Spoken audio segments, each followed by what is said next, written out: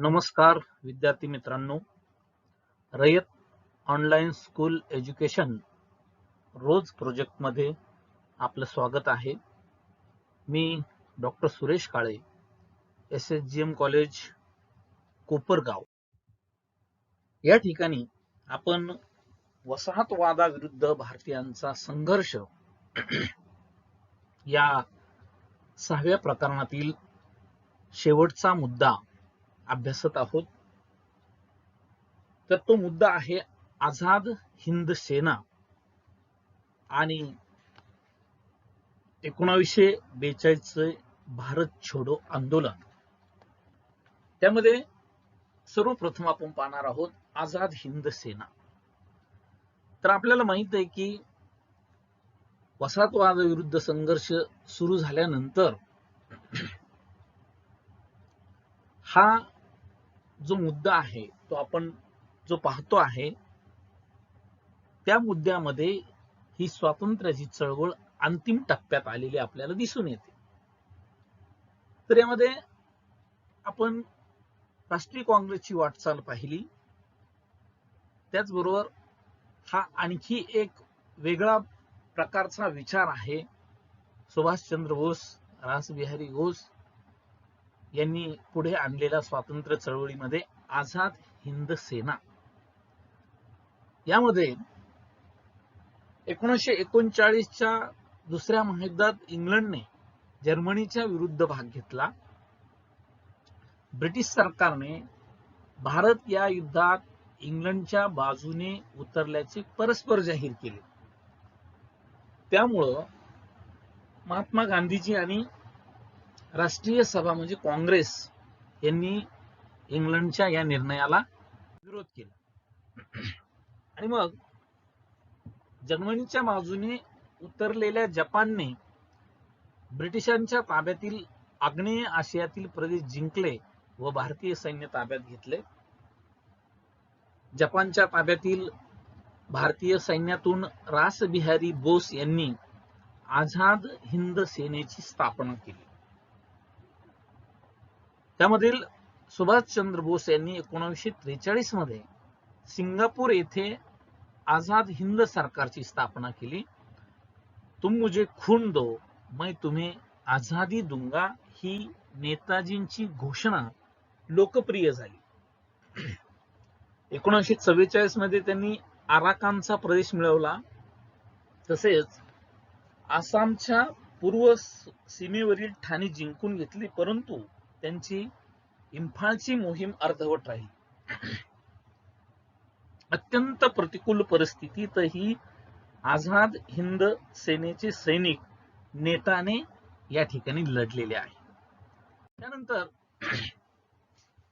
यातील दुसरा मुद्दा आपण पाहणार आहोत 1942 चे भारत छोडो आंदोलन.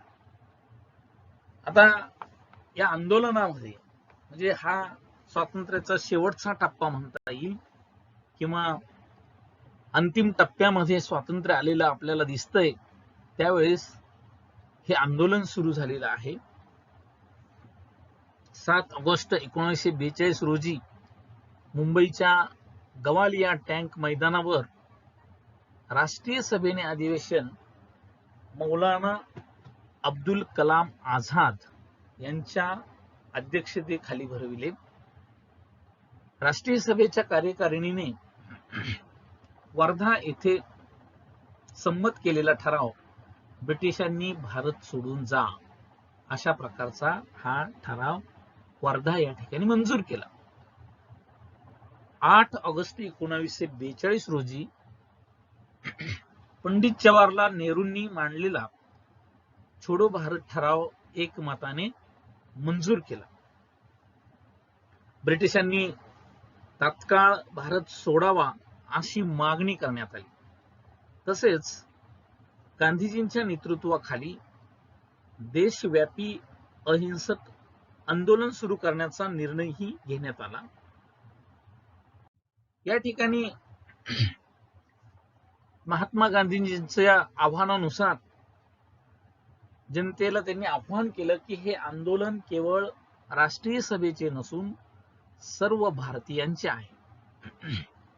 प्रत्येक स्त्री पुरुषाने या क्षणापासून आपण स्वतंत्र आहोत असे समजून लढण्यासाठी तयार व्हावे. हा निकराचा लढा आहे असंही त्यांनी सांगितलं.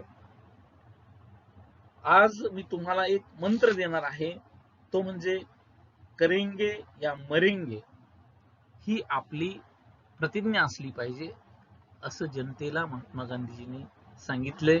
या प्रतिज्ञेसाठी प्रत्येकाने बलिदानाची तयारी ठेवा असंही गांधीजींनी सांगितलं. गांधीजींच्या या शब्दांनी देशामध्ये नवचैतन्य निर्माण झालेलं आपल्याला दिसून येते. तर या आंदोलनामध्ये अनेक प्रकारच्या घटना घडल्या.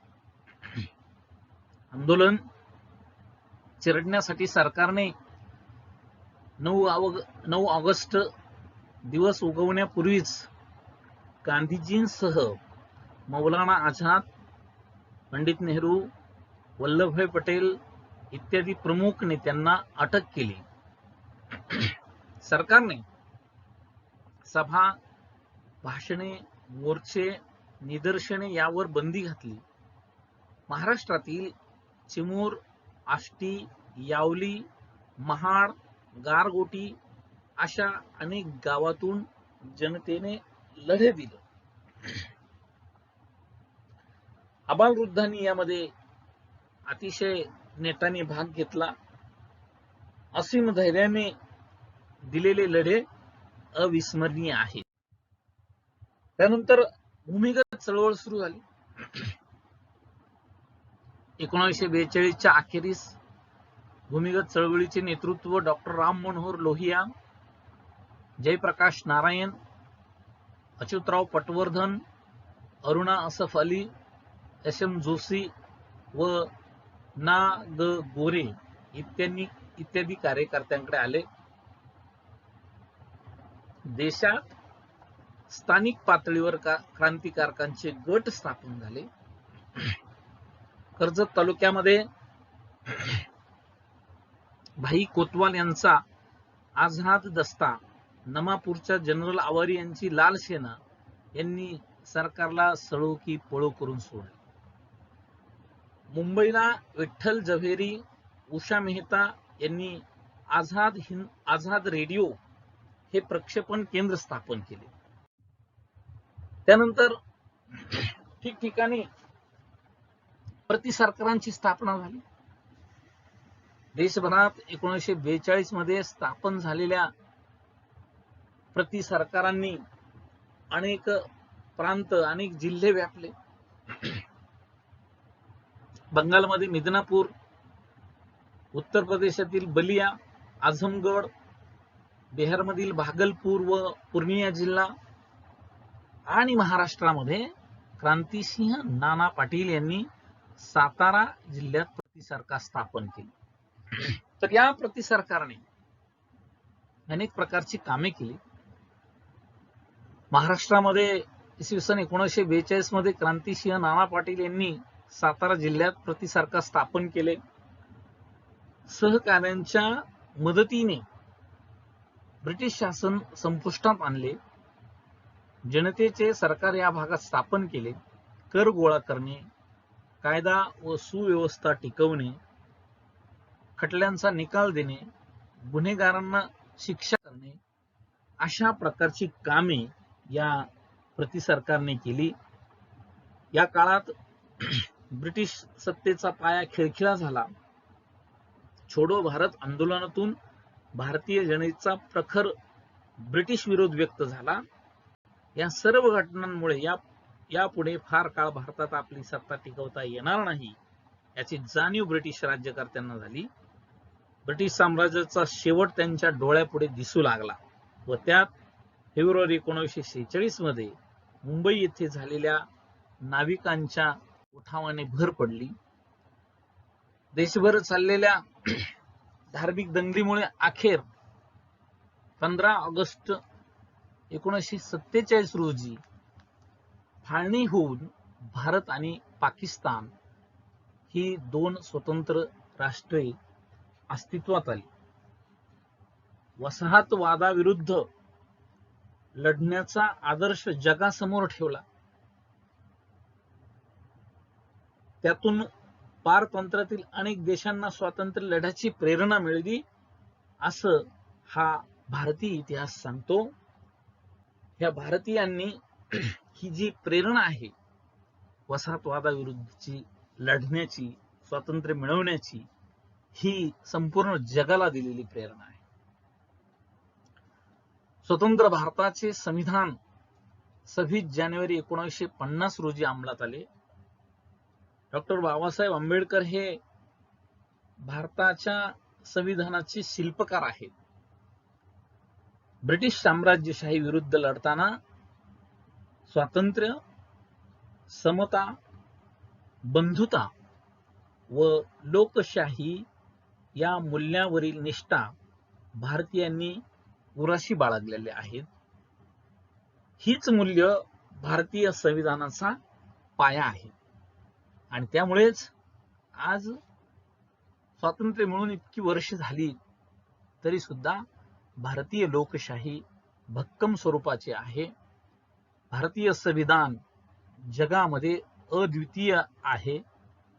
तर हे सर्व या स्वातंत्र्य संग्रामातील नेत्यांची देणगी आहे. वसाहतवादाविरुद्ध जो लढा सुरू झाला तो आपण पहिल्या मुद्द्यापासून पाहिलेला आहे. 1857 पूर्वीचे छोटे मोठे भिल्लांचे, रामोशांचे उठाव पाहिले. त्यानंतर 1857चा उठाव पाहिला.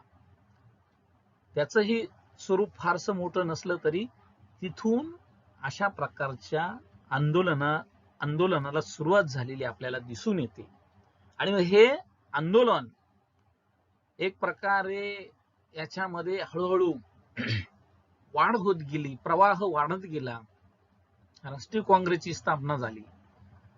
लोकमान्य टिळक, महात्मा गांधी, पंडित नेहरू अशा नेत्यांनी काँग्रेसचं नेतृत्व केलं आणि शेवटी 15 ऑगस्ट 1947 रोजी भारत पाकिस्तान अशी फाळणी जरी झाली असली तरी ब्रिटिशांना हा देश सोडून जावं लागलं. थोडक्यात या ठिकाणी वसाहतवादाविरुद्धचा जो सुरुवातीचा जो छोटासा झरा सुरू झालेला होता त्याचं रूपांतर मोठ्या प्रवाहामध्ये झालं आणि शेवटी ब्रिटिशांना हा देश सोडावा लागला. या स्वातंत्र्यानंतर आज आपण भारताची प्रगती पाहत आहोत. मोठ्या प्रमाणात भारताने गरुड झेप घेतलेली आहे. वेगवेगळ्या क्षेत्रामध्ये आज जगामध्ये भारताचं स्थान अव्वल बनत चाललेलं आपल्याला दिसून येतं. तर अशा प्रकारे शेवटी वसाहतवादाविरुद्ध स्वातंत्र्य चळवळीने संपूर्ण भारतीय जनतेने हे जे युद्ध आहे, ही जी चळवळ आहे, ही या ठिकाणी जिंकलेली आपल्याला दिसून येते. तर या ठिकाणी आज हे 6वं प्रकरण जे आहे आपलं वसाहतवादाविरुद्ध भारतीयांचा संघर्ष ते या ठिकाणी संपलेलं आहे. भारताला 15 ऑगस्ट 1947 रोजी जे स्वातंत्र्य मिळालं त्याचबरोबर वसाहतवादाविरुद्धचा भारतीयांचा संघर्ष थांबलेला आहे आणि स्वतंत्र भारताने मग आपली प्रगती करण्यासाठी एक एक पाऊल पुढे टाकलेलं आपल्याला दिसून येत आहे. धन्यवाद.